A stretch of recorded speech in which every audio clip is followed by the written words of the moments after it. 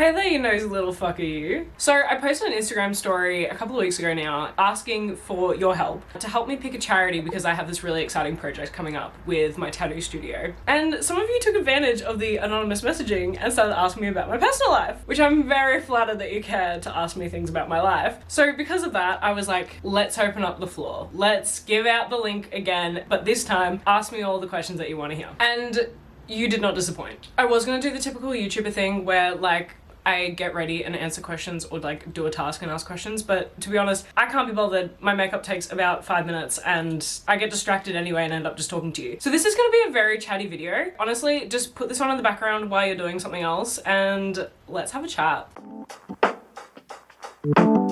Okay, first of all, I'm confused. I'm using the app NGL and I don't know if like it's the app that's messing with me or if there's a glitch or what's happening, but I posted this link probably at least a week if not 2 weeks ago and it's been gone. Like it was on a story, the link has disappeared within 24 hours. I'm still getting messages and I don't know how. It's either one of you is messing with me and have saved the link and is continuing to message me, or this app is actually just glitching, which I think is the real thing. But yeah, no, I literally posted this link a week ago and I got a message 19 minutes ago. So I don't know how that's happening.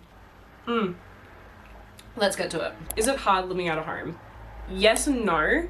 I personally, I don't even know how to start this. It isn't and isn't. It's one of those things that like you just get done. Like it's not hard in the sense of like every single day I'm thinking about, oh my God, how am I going to get through the day? Like it's so hard living out of home. You just sort of like do it. And I think if you haven't moved out of home yet, a good idea is to get one of your friends or family member who's living out of home to share their rent cost as well as the cost of their bills, and then you can get sort of like that number of what it's going to cost to live out of home like each week or each month, and then save that amount of money and then see if you can be consistent with saving that amount of money to put towards what would be your expenses, if that makes sense. So essentially create a savings account that you would pay into as if you were living out of home and then see how you go. But at the end of the day, like I feel like you just get on with it, and if you need to pick up extra work, you just do, or if you need to not splurge as much with other personal things, you just don't. I feel like I haven't really answered that very well. So essentially, no, it's not hard living out of home. I think getting out of home is really hard. Like the rental scene is just, it was honestly so hard when I was looking for a rental, and I can only imagine how bad it would be now, and obviously everything is a lot more expensive. So yes, I don't think the actual living out of home is hard. I think it's the getting out of home which is hard. But yeah, in terms of money, you just make it happen. In terms of not living with family, honestly the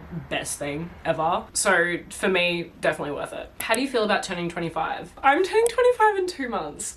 Like not even. And honestly, I feel like if you watched my birthday vlog last year, you would have seen that I was low-key freaking out. I love my birthday. I love it so much. I love celebrating me. I should be a Leo, but instead I'm a Libra. And I've been on the spiel before, but usually, especially when I was in school, I always felt that by the time it came to my birthday, I already felt that age because all of my friends around me were getting that age. But I think now that I'm out of school and I'm mixed with so many different people from so many different backgrounds and ages and all that kind of stuff, no one's on the same level anymore. Like I'm in that side of my life where everyone's doing something different. No one's in the same place. Like some people have houses, have babies, have full-on careers, some are still in uni, some are traveling, and it honestly, it makes you feel a little bit jumbled and like you don't really know how to feel. So last year I had a bit of a crisis. This year I'm feeling a little bit better about it because I think I've come to the terms that age is just a concept. Like I don't feel 25, but I do at the same time. Like I still feel really young. I think the only thing that like low-key freaks me out is the fact that like 25 is only 5 years away from 30, and the last 5 years went so quick that I'm like, fuck, I'm gonna blink and I'm gonna be 30.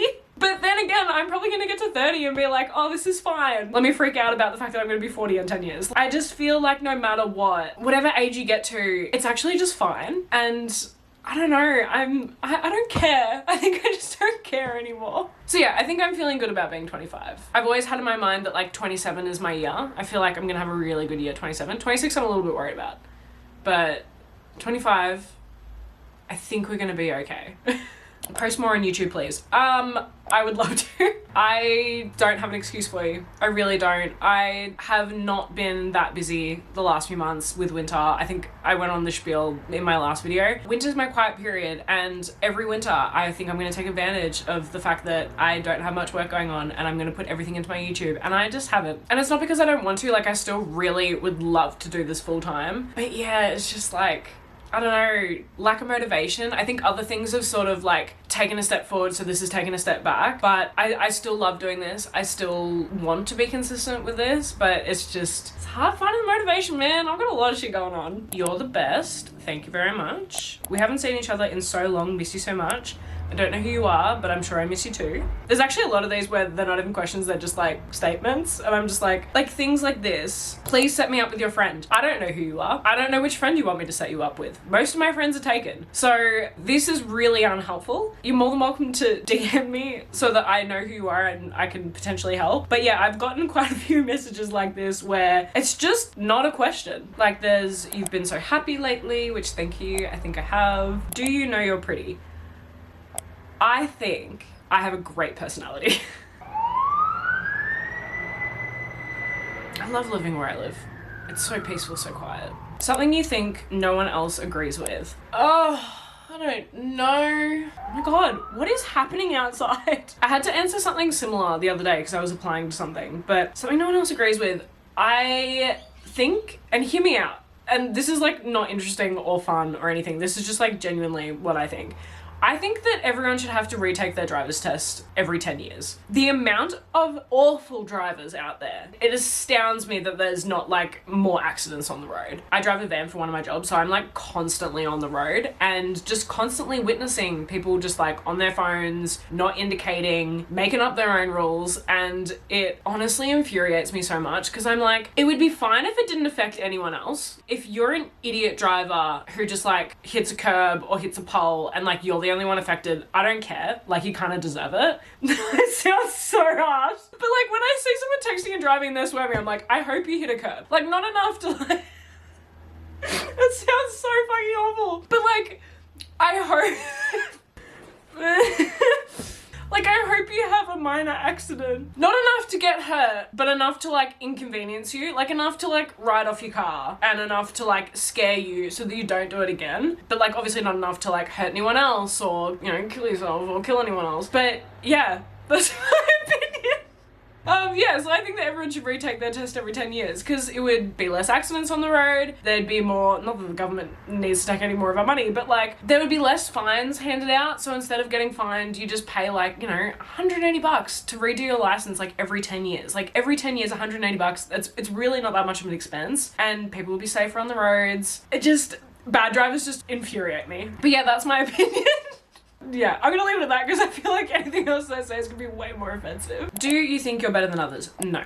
What's one thing nobody knows about you? I know that you don't mean literally no one, but I don't think there's a single soul on this earth that doesn't know at least like everything about me. Or like someone knows one of like every part of my life, if that makes sense. I don't know how to shut up, clearly. So in terms of that, there's nothing that someone doesn't know about me. But in terms of things that like not a lot of people know about me, like there's things that people know about me in real life that like I may not share here. Like I'll have a video later in the year about my whole Accutane journey and like I say it in that, but I obviously haven't like said it online yet, but I am losing my hair, which is really fun and fresh. By the time that video comes out, I'm assuming my hair will be like back to normal. But yeah, Accutane, one of the side effects is obviously dry skin, but also like dry scalp, and without those oils, whatever, like one of the side effects is hair loss. And I noticed maybe like over a month ago, maybe 2 months ago, that I was like, I don't know, I think I was like brushing my hand through my hair and I was like, fuck, that feels really thin. And also like if I washed my hair or even just like run my fingers through my hair, like I would pull out literal chunks. I feel like it's not too bad now because I've been taking some supplements, but like it's still way thinner than it used to be. But yeah, no, I haven't really told anyone about that because it's one of those things. If I don't tell you about my insecurities, you're probably not going to notice it. So yeah, I haven't really told anyone about that.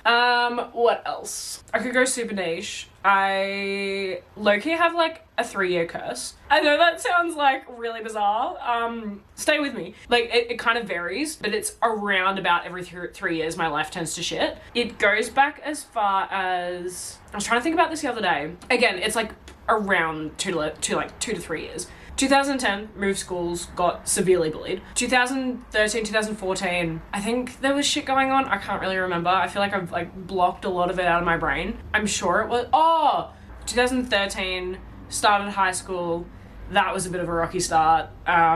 Stopped being friends with Aria, my best friend. We like did not speak for like a whole year. Nothing really happened. There was like some bitch that got involved and like, it's a whole thing. Like we didn't actually clash. There was just like someone else who got involved and then we just like stopped being friends for a year. And then 2017 literally had the worst year, like best and worst year of my life. Like sometimes it balances out, but 2017 having an awful time at home. Like home was so bad to the point where I would go to school at like 7 or 8 in the morning because I'd usually have like band or like touch rugby practice or like something extracurricular in the morning, and then I wouldn't leave school until like 6:30 p.m. It was either I was doing like some sort of rehearsing or I'd honestly just like stay back in the music department or the art building and just like do homework and do everything I needed to do for school at school instead of home because I just like was avoiding going home. And that was just like in the worst mental part of my life that I'd ever been in, and was like, yeah, really bad mentally. Oh my god, I remember why 2013 was bad. Wait, was that 2013 or 2014? 2014 was bad because I actually, you know what? This is something no one really knows. I went on a family holiday and got like, I don't know if I'm allowed to say it on here, but like SA. Yeah, so 2014 wasn't great. Had a lot of issues from that, surprisingly. Who would have thought that you'd have like ongoing issues with that? I feel like this isn't the video to get into it. Again, it's something that like certain people in my life know about, and it's a topic that like if someone were to bring up, I would share my experience, or like vice versa. But that's something that like not a lot of people know. 2017 was awful. I feel like something else happened in 2017, I can't really remember. Again, just pushing that shit way back. And then of course 2020 happened. That was just an awful year for everyone. 2023 was also a bit tricky. That was when we moved out and like there was a lot of change and it was really stressful with what I was in a job that I absolutely hated. I think I lost a lot of like myself. I don't know, it was just like one of those weird years where like I just didn't know who I was anymore. I didn't know what I liked. I didn't know what I wanted to do. It was a bit of a dip year. And then I had really bad anxiety. I'm not someone who's like diagnosed with like anxiety or depression, but I've absolutely had moments in my life where I've like dipped into those. And I had never experienced anxiety like that, or maybe even ever. Like I just had zero appetite. I would easily eat like one meal a day because I was just feeling so anxious. I also really struggled to go to work and just like, you know, anxious things. I just couldn't get anything done. I was just like in such a bad headspace. That kind of just like went away at some point. I don't know what changed, but yeah, I had a period where I was like majorly filled with anxiety. There was probably a little bit of depression in there somewhere, but yeah, 2023 wasn't great. So that's why I'm worried about 2026.